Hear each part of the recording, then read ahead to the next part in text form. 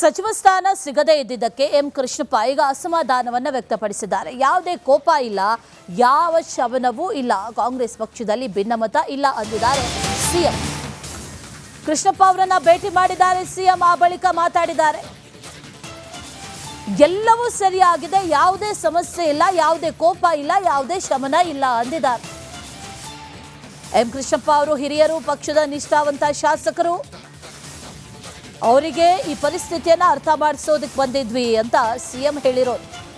ಕೃಷ್ಣಪ್ಪ ಅವರನ್ನ ಭೇಟಿ ಮಾಡಿದ ಬಳಿಕ ಸಿಎಂ ಡಿಕೆ ಶಿವಕುಮಾರ್ ಹೇಳಿಕೆಯನ್ನ ಮಾತಾಡಿದ್ರು. ಎಂ ಕೃಷ್ಣಪ್ಪ ಅವ್ರ ಜೊತೆ ಚರ್ಚೆ ಮಾಡಿದ್ರು.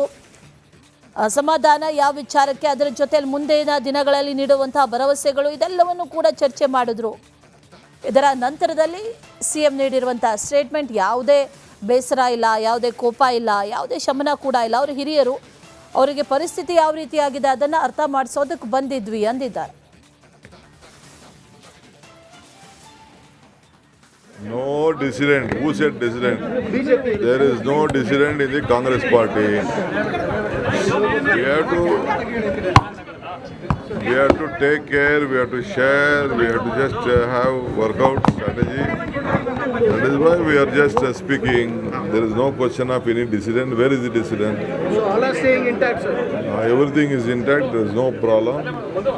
Just everyone, they are all eligible leaders. They are senior loyal leaders. So that is what we wanted to convey.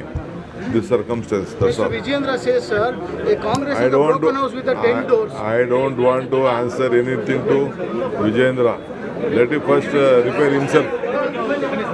Let him keep his house in order. His MLC election has shown him the door, no? ಕೋಪ ಶಮನ ಆಗಂತ ಕೆಲಸ ಆಯ್ತಾ?